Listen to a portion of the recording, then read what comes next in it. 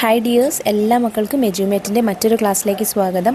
ഇന്ന് നമ്മൾ 5ാം ക്ലാസ്സിലെ ബേസിക് സയൻസ് അടിസ്ഥാന ശാസ്ത്രത്തിൻ്റെ 4ാമത്തെ യൂണിറ്റാണ് എടുക്കുന്നത്. ജീവനുള്ള വിത്തുകൾ എന്നാണ് കേട്ടോ ഈ ചാപ്റ്ററിൻ്റെ പേര്. ക്ലാസ്സിലേക്ക് കിടക്കുന്നതിന് മുന്നേ ചാനൽ ആദ്യമായി കാണുന്നവരാണെങ്കിൽ ഒന്ന് സബ്സ്ക്രൈബ് ചെയ്ത് സപ്പോർട്ട് ചെയ്യാൻ മറക്കല്ലേ. അതുപോലെ വീഡിയോ നിങ്ങൾ നിങ്ങളുടെ കൂട്ടുകാരിലേക്കൂടെ ഷെയർ ചെയ്ത് കൊടുക്കുകയും വേണം കേട്ടോ. നിങ്ങൾക്ക് ആവശ്യമുള്ള 5ാം ക്ലാസ്സിലെ എല്ലാ വിഷയങ്ങളുടെയും വീഡിയോസ് STD 5 2024 എന്നുള്ള പ്ലേലിസ്റ്റ് എടുത്ത് നോക്കിയാൽ നിങ്ങൾക്ക് ലഭിക്കുന്നതാണ്. നിങ്ങൾ അടിസ്ഥാന ശാസ്ത്രത്തിൻ്റെ വീഡിയോസ് മാത്രം മതിയെങ്കിൽ STD 5 ബേസിക് സയൻസ് എന്നുള്ള പ്ലേലിസ്റ്റിൽ ലഭ്യമാണ് കേട്ടോ. അപ്പോൾ ശരി, നമുക്ക് നേരെ ക്ലാസ്സിലേക്ക് കിടക്കാം. നോക്കിക്കേ, രാജാവിന് നാട്ടിലെ കുട്ടികളുടെ സത്യസന്ധത പരിശോധിക്കണമെന്ന് തോന്നി. ഒരു ദിവസം രാജാവ് കുട്ടികളെയെല്ലാം രാജകൊട്ടാരത്തിൽ വിളിച്ചുകൂട്ടി. എല്ലാവർക്കും വിത്തുകൾ നൽകി. ഈ വിത്ത് മുളപ്പിച്ച് 3 മാസം കൊണ്ട് ചെടിയാക്കി കൊണ്ടുവരുന്നവർക്ക് വിലയേറിയ സമ്മാനങ്ങൾ നൽകുമെന്ന് പ്രഖ്യാപിച്ചു. കുട്ടികളുടെ കൂട്ടത്തിൽ കർഷക ബാലനായ പിങ്ങും ഉണ്ടായിരുന്നു. അവൻ വിത്തുകൾ ചട്ടിയിലെ മണ്ണിൽ കുഴിച്ചിട്ട് വെള്ളമൊഴിച്ച് പരിപാലിച്ചിട്ടും വിത്ത് മുളച്ചില്ല. 3 മാസം കഴിഞ്ഞ് കുട്ടികളെല്ലാം പൂത്ത ചെടികളുമായി കൊട്ടാരത്തിലെത്തി. കാലി ചട്ടിയുമായി കൊട്ടാരത്തിലെത്തിയ പിങ്ങിനെ അവരെല്ലാം കളിയാക്കി. രാജാവ് ഓരോരുത്തരുടെയും ചെടികൾ പരിശോധിച്ചു. പിങ്ങിൻ്റെ അടുത്തെത്തിയപ്പോൾ രാജാവിന് സന്തോഷമായി. രാജാവ് പറഞ്ഞു, ഇവനാണ് വിജയി. ജീവനുള്ള വിത്തുകളെ മുളയ്ക്കുകയുള്ളൂ. ഞാൻ നിങ്ങൾക്ക് തന്നത് ജീവനില്ലാത്ത വിത്തുകളായിരുന്നു. കണ്ടോ മക്കളെ, ഈ കഥയിൽ നിന്ന് എന്താ മനസ്സിലായത് മക്കളെ? വിത്തിനും ജീവനുണ്ട്. ജീവനുള്ള വിത്തുകളെ മുളയ്ക്കുകയുള്ളൂ. പിങ്ങിൻ്റെ കഥ വായിച്ചല്ലോ. ജീവനുള്ള വിത്തുകളെ മുളയ്ക്കുകയുള്ളൂ അല്ലേ? ചെറിയ വിത്തിനുള്ളിലെ ജീവൻ വളർന്നല്ലേ വൻമരങ്ങൾ വരെ ഉണ്ടാകുന്നത്. അതെ, നിങ്ങളുടെ പ്രദേശത്ത് ലഭ്യമായ പലതരം വിത്തുകൾ ശേഖരിക്കൂ. വിത്തുകൾ ക്ലാസ്സിൽ പ്രദർശിപ്പിച്ച് അവയുടെ സവിശേഷതകൾ എന്തെല്ലാമാണെന്ന് എഴുതൂ. അതിൽ ചെടിയുടെ പേര്, നിറം എന്താണ്, വലുപ്പം എങ്ങനെയാണ്, ആകൃതി എന്താണ്, മറ്റു പ്രത്യേകതകൾ എന്താണ് എന്നീ കാര്യങ്ങൾ എഴുതണം. ജീവനുള്ളവയാണെങ്കിൽ പോലും മണ്ണിൽ കുഴിച്ചിടുന്ന എല്ലാ വിത്തുകളും മുളയ്ക്കാറുണ്ടോ? ഇല്ല അല്ലേ? എന്തുകൊണ്ടാണ് എല്ലാ വിത്തുകളും മുളയ്ക്കാത്തത്? കാരണം വിത്തുകൾക്ക് മുളയ്ക്കാൻ ഒരുപാട് അനുകൂല സാഹചര്യങ്ങൾ ആവശ്യമാണ്. ജലം വേണം, സൂര്യപ്രകാശം വേണം, മണ്ണ് വേണം, അനുകൂലമായ താപനില വേണം. ഇതെല്ലാം ഒത്തുവന്നെങ്കിൽ മാത്രമേ വിത്തുകൾ മുളയ്ക്കുകയുള്ളൂ. വിത്തുകൾ മുളപ്പിച്ച് നോക്കാം. വിത്ത് മുളയ്ക്കാൻ ഏതെല്ലാം ഘടകങ്ങൾ ആവശ്യമാണ്? നിങ്ങളുടെ ഊഹം എഴുതുക. വെള്ളം, മണ്ണ്, സൂര്യപ്രകാശം, വായു, താപനില തുടങ്ങിയ ഘടകങ്ങളെല്ലാം ആവശ്യമാണ്. നിങ്ങളുടെ ഊഹം ശരിയാണോ എന്ന് എങ്ങനെ കണ്ടെത്താം? ഇത് കണ്ടെത്താൻ ഒരു പരീക്ഷണം ചെയ്തു നോക്കൂ. ഒരു ഗ്ലാസ്സിൽ അല്പം നനഞ്ഞ മണ്ണെടുത്ത് ഏതാനും പയർ വിത്തുകൾ അതിലിടുക. പ്രകാശം ലഭിക്കുന്ന സ്ഥലത്ത് വയ്ക്കുക. നനവ് നിലനിർത്താൻ ആവശ്യമായ തോതിൽ വെള്ളം നൽകണം. എല്ലാ ദിവസവും നിരീക്ഷിക്കുക. ഇവിടെ ഏതെല്ലാം ഘടകങ്ങളാണ് വിത്തിന് ലഭിച്ചത്? മണ്ണ്, ജലം, വായു, സൂര്യപ്രകാശം എന്നീ ഘടകങ്ങളാണല്ലേ ലഭിച്ചത്. വിത്ത് മുളയ്ക്കാൻ ഈ ഘടകങ്ങളെല്ലാം ആവശ്യമുണ്ടോ? എങ്ങനെ കണ്ടെത്തും? നമുക്ക് ഓരോന്നായി പരിശോധിക്കാം. വിത്ത് മുളയ്ക്കാൻ മണ്ണ് ആവശ്യമുണ്ടോ? വിത്ത് മുളയ്ക്കാൻ മണ്ണ് ആവശ്യമുണ്ടോ എന്ന് എങ്ങനെ കണ്ടെത്തും? മണ്ണിലല്ലാതെ പച്ച വിത്ത് മുളയ്ക്കുമോ എന്ന് പരിശോധിച്ചാൽ പോരെ? ഒരു ചില്ല് ഗ്ലാസ്സിൽ നനഞ്ഞ പഞ്ഞെടുത്ത് അതിനുള്ളിൽ വിത്ത് വെച്ച് നോക്കൂ. ഏതെല്ലാം ഘടകങ്ങളാണ് വിത്തിന് ലഭിക്കുന്നത്? ഏതെല്ലാം ഘടകങ്ങളാണ് വിത്തിന് ലഭിക്കാത്തത്? വിത്തിന് ലഭിക്കുന്ന ഘടകങ്ങൾ അതിൽ വായു, വെള്ളം എന്നീ അതുപോലെ സൂര്യപ്രകാശം എന്നീ ഘടകങ്ങളാണല്ലേ. ലഭിക്കാത്ത ഘടകങ്ങൾ മണ്ണാണ്. വിത്തിന് ലഭിക്കുന്ന ഘടകം ഏതൊക്കെയാണ്? ജലം, വായു, സൂര്യപ്രകാശം. വിത്തിന് ലഭിക്കാത്ത ഘടകം മണ്ണ്. പട്ടികയിൽ അങ്ങനെയാണ് എഴുതിയിട്ടുള്ളത്. അപ്പോൾ ഇതിൽ നിന്ന് എന്ത് മനസ്സിലാക്കാം? വിത്ത് മുളയ്ക്കണമെങ്കിൽ മണ്ണ് അത്യാവശ്യമില്ല എന്ന് മനസ്സിലാക്കാം. ഇനി അടുത്ത പരീക്ഷണം, വിത്തിന് മുളയ്ക്കാൻ ജലം ആവശ്യമുണ്ടോ? വിത്ത് മുളയ്ക്കാൻ ജലം ആവശ്യമുണ്ടോ എന്ന് എങ്ങനെ കണ്ടെത്തും? ഏത് ഘടകം ലഭ്യമാക്കാതെയാണ് പരീക്ഷണം ചെയ്യേണ്ടത്? ജലം ലഭ്യമാക്കാതെയാണ് പരീക്ഷണം ചെയ്തു നോക്കേണ്ടതല്ലേ. പരീക്ഷണം ആസൂത്രണം ചെയ്യൂ. അതിനുള്ള പരീക്ഷണം നമുക്ക് എങ്ങനെ ചെയ്യാം മക്കളെ? ആദ്യം ലക്ഷ്യം എഴുതുക. വിത്ത് മുളയ്ക്കുന്നതിന് വെള്ളം ആവശ്യമാണോ എന്ന് കണ്ടെത്തുക. ആവശ്യമായ സാമഗ്രികൾ: ഗ്ലാസ്, ഉണങ്ങിയ മണ്ണ്, പയർ വിത്തുകൾ. പരീക്ഷണ രീതി: ഒരു ഗ്ലാസ്സിൽ ജലാംശം തീരെയില്ലാത്ത മണ്ണെടുക്കുക. അതിൽ 4 or 5 പയർ വിത്തിടുക. വിത്തുകൾക്ക് വായു, പ്രകാശം, അന്തരീക്ഷ താപം എന്നിവ ലഭിക്കണം. കുറച്ച് ദിവസങ്ങൾക്ക് കഴിഞ്ഞ് ശേഷം നിരീക്ഷിക്കുമ്പോൾ എന്ത് കാണും? നിരീക്ഷണം: വിത്തുകൾ മുളച്ചില്ല എന്ന് കാണും. ഇവിടെ വിത്തിന് ലഭിക്കുന്ന ഘടകം വായു, സൂര്യപ്രകാശം, മണ്ണ് എന്നിവയാണ്. വിത്തിന് ലഭിക്കാത്ത ഘടകം ജലമാണ്. അപ്പോൾ ഇതിൽ നിന്ന് നമുക്ക് എന്ത് നിഗമനത്തിലെത്താം? വിത്ത് മുളയ്ക്കുന്നതിന് വെള്ളം ആവശ്യമാണ് എന്നുള്ള നിഗമനത്തിൽ എത്താം. ഇനി അടുത്തത്, വിത്ത് മുളയ്ക്കാൻ സൂര്യപ്രകാശം ആവശ്യമുണ്ടോ എന്നാണ് നോക്കുന്നത്. വിത്ത് മുളയ്ക്കാൻ സൂര്യപ്രകാശം ആവശ്യമുണ്ടോ എന്ന് എങ്ങനെ കണ്ടെത്തും? ഇവിടെ ഒഴിവാക്കേണ്ട ഘടകം ഏതാണ്? സൂര്യപ്രകാശമാണല്ലേ. ഈ ഘടകത്തെ ഒഴിവാക്കാൻ പരീക്ഷണത്തിൽ എന്തെല്ലാം മാറ്റങ്ങൾ വരുത്താം? സുതാര്യമായ ഗ്ലാസ്സിന് പകരം സ്റ്റീൽ ഗ്ലാസ് എടുക്കാം. പിന്നെ സൂര്യപ്രകാശം കടക്കാത്ത രീതിയിൽ ഒരു കറുത്ത കാർഡ്ബോർഡ് ഉപയോഗിക്കാം. നമുക്ക് ഈ പരീക്ഷണത്തിൻ്റെ കുറിപ്പൊന്ന് എഴുതി നോക്കാം. ആദ്യം ലക്ഷ്യം: വിത്ത് മുളയ്ക്കുന്നതിന് സൂര്യപ്രകാശം ആവശ്യമാണോ എന്ന് കണ്ടെത്തുക. ആവശ്യമായ സാമഗ്രികൾ: സ്റ്റീൽ ഗ്ലാസ്, മണ്ണ്, വെള്ളം, പയർ വിത്തുകൾ, കറുത്ത കാർഡ്ബോർഡ്. പരീക്ഷണ രീതി: ഒരു സ്റ്റീൽ ഗ്ലാസ്സിൽ കുറച്ച് മണ്ണിടുക. ഏതാനും പയർ വിത്തുകൾ ഇട്ട ശേഷം അല്പം വെള്ളം ഒഴിക്കുക. സൂര്യപ്രകാശം കടക്കാത്ത തരത്തിൽ കറുത്ത കാർഡ്ബോർഡ് ഉപയോഗിച്ച് ഗ്ലാസ് മൂടുക. കുറച്ച് ദിവസങ്ങൾക്ക് ശേഷം നിരീക്ഷിക്കുമ്പോൾ നമുക്ക് എന്ത് കണ്ടെത്താൻ പറ്റും? വിത്തുകൾ മുളയ്ക്കും എന്ന് കണ്ടെത്താൻ പറ്റും. ഇവിടെ വിത്തിന് ലഭിക്കുന്ന ഘടകം വായു, ജലം, മണ്ണ് എന്നിവയാണ്. വിത്തിന് ലഭിക്കാതെ പോയ ഘടകം സൂര്യപ്രകാശമാണ്. ഇതിൽ നിന്നും എന്ത് നിഗമനത്തിലെത്താം? വിത്ത് മുളയ്ക്കുന്നതിന് സൂര്യപ്രകാശവും ആവശ്യമില്ല. ഇനി പരീക്ഷണം ചെയ്യാം എന്നുള്ള ഈ ഭാഗം നോക്കൂ. ഇതുവരെ ആസൂത്രണം ചെയ്ത പരീക്ഷണങ്ങൾ ചെയ്തു നോക്കാം. ഒരു ഗ്ലാസ്സിൽ മണ്ണ്, വായു, ജലം, സൂര്യപ്രകാശം എന്നിവ ലഭിക്കുന്ന വിധം ചെറുപയർ വിത്ത് വയ്ക്കുക. മറ്റു 3 ഗ്ലാസ്സുകളിൽ മണ്ണ്, ജലം, സൂര്യപ്രകാശം എന്നിവയിൽ ഓരോന്ന് ലഭിക്കാത്ത വിധം വിത്ത് വയ്ക്കുക. നോക്കിക്കേ, 1-ാമത്തെ ദിവസം, 2-ാമത്തെ ദിവസം, 3-ാമത്തെ ദിവസം, 4-ാമത്തെ ദിവസം എന്ത് സംഭവിക്കും എന്നാണ്, ഓരോ ഗ്ലാസ്സിലെ വിത്തുകൾക്കും എന്ത് സംഭവിക്കുമെന്നാണ് നോക്കേണ്ടത് കേട്ടോ. ഓരോ ദിവസത്തെയും നിരീക്ഷണം ശാസ്ത്രപുസ്തകത്തിൽ എഴുതണം. ആദ്യം ഗ്ലാസ് 1-ലേത് നോക്കാം, അതായത് എല്ലാ ഘടകങ്ങളും നൽകിയ ഗ്ലാസ്സിലേത്. ആദ്യത്തെ ദിവസം വിത്തുകൾ കുതിർന്ന് വലുതാകാൻ തുടങ്ങുന്നു. 2-ാം ദിവസം വിത്തുകൾ മുളച്ചു തുടങ്ങുന്നു. 3-ാം ദിവസം മുളകൾ നീളത്തിൽ വളരുന്നു. ചെറിയ ഇലകൾ പ്രത്യക്ഷപ്പെടാൻ തുടങ്ങും. 4-ാം ദിവസം പച്ച ഇലകളുള്ള ആരോഗ്യമുള്ള മുളകൾ മുളച്ചു വരുന്നതായിട്ട് നമുക്ക് കാണാം. ഇനി 2-ാമത്തെ ഗ്ലാസ്സിൽ, അതായത് മണ്ണൊഴികെ ബാക്കി എല്ലാ ഘടകങ്ങളും നൽകിയ ഗ്ലാസ്സിൽ ആദ്യ ദിവസം വിത്തുകൾ കുതിർന്ന് വലുതാകാൻ തുടങ്ങും. 2-ാം ദിവസം വിത്തുകൾ മുളച്ചു തുടങ്ങും.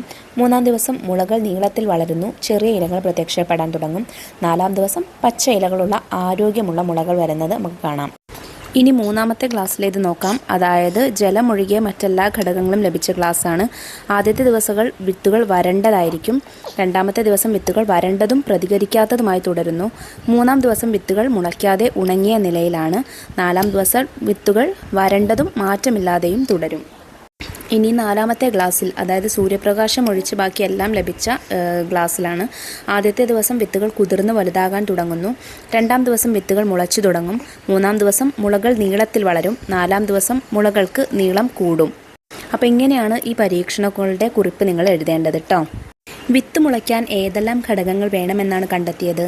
നമ്മൾ ചെയ്ത പരീക്ഷണങ്ങളിൽ ജലം മതി എന്നാണെന്നല്ലേ നമ്മൾ കണ്ടെത്തിയത്. പക്ഷേ ജലത്തിന് പുറമെ വായുവും താപനിലയും വേണം കേട്ടോ. കണ്ടെത്തൽ ക്ലാസ്സിൽ അവതരിപ്പിക്കുക.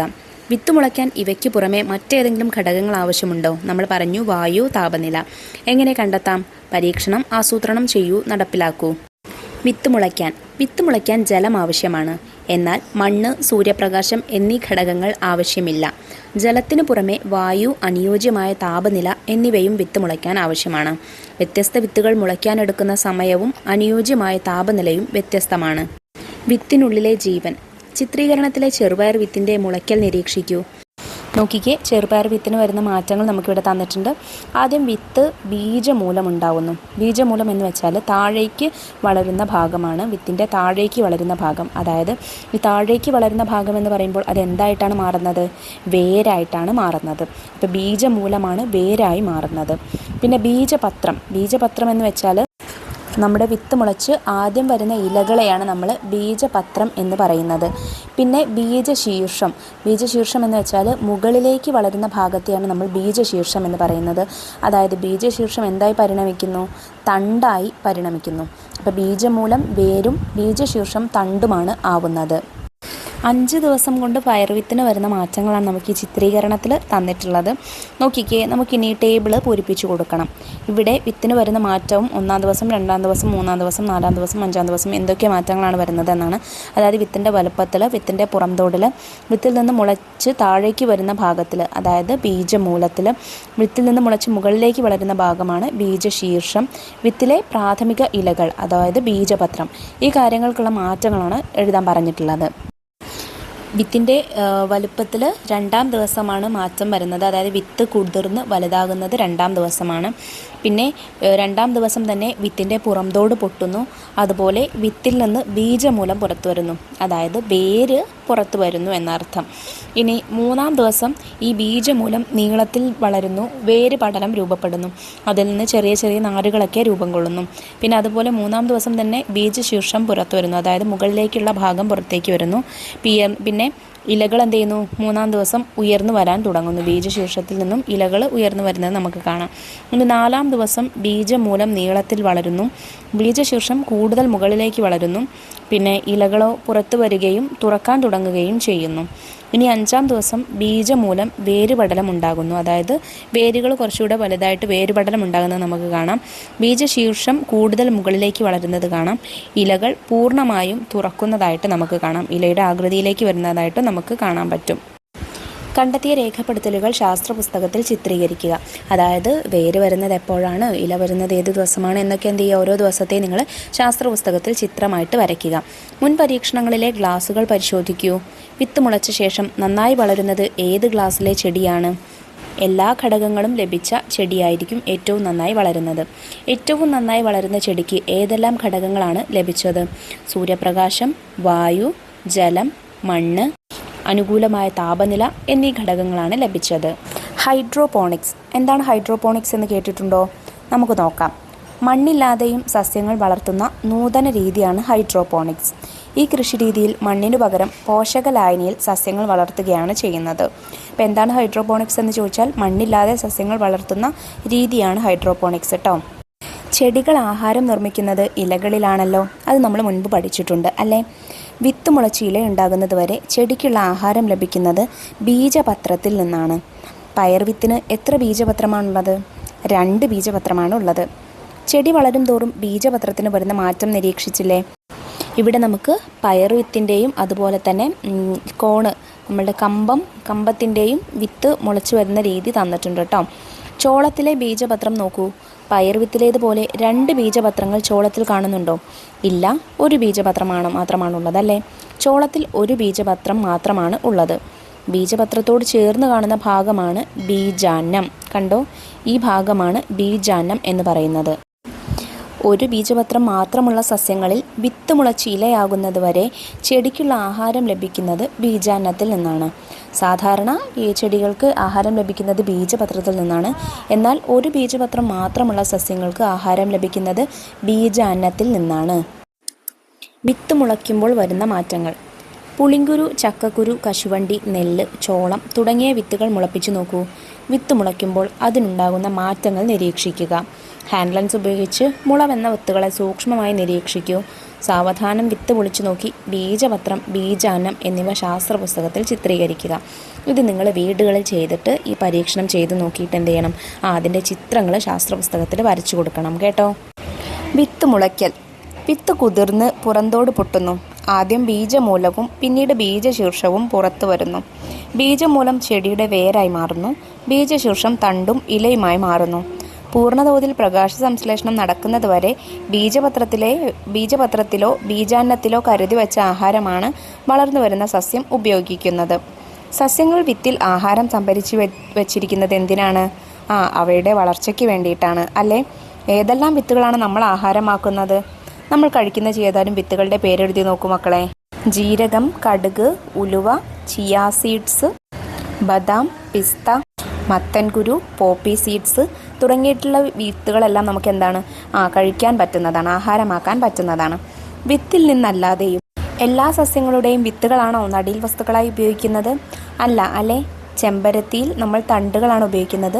നിശാഗന്ധിയിൽ വേരുകളാണ്. കൃഷ്ണകിരീടം തണ്ടാണ്. ഇലമുളച്ചിയിൽ ഇലയാണോ? ചിത്രത്തിൽ കാണുന്ന സസ്യങ്ങളിൽ ഏതു ഭാഗത്തു നിന്നാണ് പുതിയ സസ്യങ്ങൾ ഉണ്ടാകുന്നത്? ജൈവ വൈവിധ്യ ഉദ്യാനം സന്ദർശിച്ച് വിവരങ്ങൾ ശേഖരിക്കൂ. വിത്തിൽ നിന്നല്ലാതെ ജൈവ വൈവിധ്യ ഉദ്യാനത്തിൽ സസ്യങ്ങൾ വളർത്തി നോക്കി നിഗമനങ്ങൾ രേഖപ്പെടുത്തുക. ഇപ്പം എന്ത് നിഗമനത്തിലാണ് മക്കൾ എത്താൻ പറ്റുക? വിത്തുകളിൽ നിന്ന് മാത്രമല്ല, വേര്, ഇല, തണ്ട് തുടങ്ങിയ സസ്യഭാഗങ്ങളിൽ നിന്നെല്ലാം നമുക്ക് പുതിയ സസ്യങ്ങൾ ഉണ്ടാക്കാവുന്നതാണ്. വിത്തുകൾ പലയിടങ്ങളിൽ. ഞാവൽ മരവും പക്ഷിയും തമ്മിലുള്ള സംഭാഷണം ശ്രദ്ധിക്കൂ. ഞാവൽ: നീ എന്തിനാണ് എൻ്റെ പഴം തിന്നുന്നത്? പക്ഷി: നിന്റെ പഴം തിന്ന് വിശപ്പടക്കുകയും മാത്രമല്ല ഞാൻ ചെയ്യുന്നത്, വിത്ത് പല സ്ഥലങ്ങളിലും എത്തിക്കുന്നുമുണ്ട്. ഞാവൽ: നീ ഇല്ലെങ്കിലും എൻ്റെ വിത്ത് താഴെ വീണ് മുളയ്ക്കില്ലേ? പക്ഷി: ഇത്രയും അധികം വിത്തുകൾ നിന്റെ ചുവട്ടിൽ വളരാൻ വേണ്ട സ്ഥലമുണ്ടോ? ഇതുപോലെ സസ്യത്തിൻ്റെ വിത്തുകൾ പല സ്ഥലങ്ങളിലും എത്തിക്കുന്ന ഏതെല്ലാം ജീവികളെ നിങ്ങൾക്കറിയാം? അണ്ണാൻ, കാക്ക, തത്ത, മൈന തുടങ്ങിയിട്ടുള്ള ഒട്ടേറെ പക്ഷികളെ എഴുതാം. അതുപോലെ ആന, മാൻ തുടങ്ങിയിട്ടുള്ള മുയൽ തുടങ്ങിയിട്ടുള്ള ഒട്ടേറെ മൃഗങ്ങളെയും നിങ്ങൾക്ക് എഴുതാം. വിത്ത് പല സ്ഥലങ്ങളിൽ എത്തിക്കുന്നതിൽ മനുഷ്യനുള്ള പങ്ക് എന്താണ്? എന്താണ് മക്കളെ, അവരറിയാതെ അവരുടെ കാലുകളിലോ ചെരുപ്പുകളിലോ അതുപോലെ വസ്ത്രങ്ങളിലോ ഒക്കെ പറ്റിപ്പിടിച്ച് വിത്തുകൾ ഇതുപോലെ പല സ്ഥലങ്ങളിൽ എത്തിക്കാനും സാധ്യതയുണ്ട്. അല്ലെങ്കിൽ ആക്സിഡൻ്റലി ആവാം, അതല്ല എന്നുണ്ടെങ്കിൽ നമ്മൾ നടുന്ന രീതിയിലും എത്തിക്കാൻ നമുക്കങ്ങനെയും പറയാം കേട്ടോ. ജീവികൾ മാത്രമാണോ വിത്ത് വിതരണം നടത്തുന്നത്? അല്ല, കാറ്റ് വഴിയും മഴ വഴിയും എല്ലാം വിത്തിൻ്റെ വിതരണം നടക്കുന്നുണ്ട്. മാതൃസസ്യത്തിൽ നിന്നും പല സ്ഥലങ്ങളിലേക്ക് വിത്തുകൾ എത്തപ്പെടുന്നതാണ് വിത്തു വിതരണം. അപ്പൂപ്പൻ താടി കാറ്റിൽ പറക്കാൻ കാരണം എന്താവാം? ഭാരക്കുറവും മുടി പോലുള്ള ഭാഗങ്ങളും അപ്പൂപ്പൻ താടിയെ കാറ്റിൽ പറക്കാൻ സഹായിക്കുന്നു. ജന്തുക്കളും പക്ഷികളും ആഹാരമാക്കുന്ന ഏതൊക്കെ ഫലങ്ങളാണ് നിങ്ങൾക്ക് ചുറ്റുമുള്ളത്? ഒരുപാടുണ്ട് അല്ലേ? ഈ ഫലങ്ങൾക്ക് പക്ഷികളെ ആകർഷിക്കുന്നതിനുള്ള എന്തെല്ലാം പ്രത്യേകതകളാണുള്ളത്? മാംസളമായ ഭാഗങ്ങൾ, നിറം, മണം, രുചി, വലുപ്പം ഇതെല്ലാം പക്ഷികളെ ആകർഷിക്കുന്ന കാര്യങ്ങളാണ്. ഭക്ഷ്യയോഗ്യമല്ലാത്ത ചില ഫലങ്ങൾക്ക് മറ്റു വസ്തുക്കളിൽ പറ്റിപ്പിടിച്ചിരിക്കാൻ സഹായിക്കുന്ന ഭാഗമുള്ളത് നിങ്ങൾ ശ്രദ്ധിച്ചിട്ടുണ്ടോ? അത്തരത്തിലുള്ള 2 സസ്യങ്ങളാണ് കടലാടി, അസ്ത്രപ്പുല്ല്. ഈ അനുകൂലനങ്ങൾ വിത്തു വിതരണത്തിന് സഹായമാകുന്നത് എങ്ങനെയാണ്? അവയ്ക്ക് ഒട്ടിപ്പിടിക്കാനുള്ള കഴിവുണ്ട്. പാകമാവുമ്പോൾ പൊട്ടിത്തെറിച്ച് വിത്തു വിതരണം ചെയ്യുന്ന ഏതെല്ലാം സസ്യങ്ങളെ നിങ്ങൾക്കറിയാം? റബ്ബർ, കാശിത്തുമ്പ, വെണ്ടയ്ക്ക, പയറ്, ബാൽസം പൂവ് ഇതെല്ലാം അതിനുദാഹരണങ്ങളാണ്. നിങ്ങളുടെ ചുറ്റുപാടുകൾ നിരീക്ഷിച്ച് വിവിധ സസ്യങ്ങളിലെ വിത്തുവിതരണ രീതി കണ്ടെത്തി എഴുതൂ. ആദ്യം കാറ്റിലൂടെ അപ്പൂപ്പൻ താടി, ഓർക്കിഡ്, കോട്ടൺ വുഡ് തുടങ്ങിയവ എഴുതാം. ഇനി പൊട്ടിത്തെറിയിലൂടെ വെണ്ടയ്ക്ക, റബ്ബർ, കാശിത്തുമ്പ. വെള്ളത്തിലൂടെ തെങ്ങ്, താമര, ആമ്പൽ.